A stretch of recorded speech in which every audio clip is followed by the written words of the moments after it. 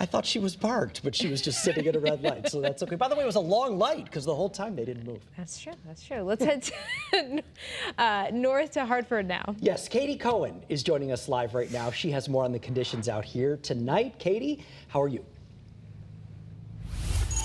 Mark, we're doing good. The snow is coming down. It's windy. It's wet. We're really starting to feel it. You can even see it building up here on my coat, and it's just getting that dark blue color because it is just so wet out here. But there is some good news to report. People who live here in Hartford and are driving around are clearly listening to state and city officials. You can see on the roads there are significantly less cars than we saw about a half hour ago and an hour ago. Hartford pre-treated all of their streets days in advance of this storm, so the main roads here like Albany Avenue are doing okay, but the side roads, they're a little tough and probably a little bit slippery right now. Another thing that's important to know right here in Hartford is that warming shelters are open. They'll be open until Tuesday, but some of them in the libraries will be closed on Monday, so people who are camping out there right now will need somewhere else to go.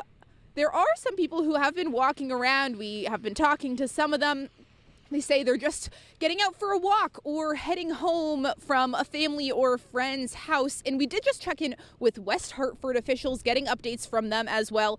They say that if you are out walking right now or tomorrow, even clearing snow from your driveway or your sidewalk, you really should be wearing some reflective gear because people could come around the corner and not see you, and they really do want to keep you safe.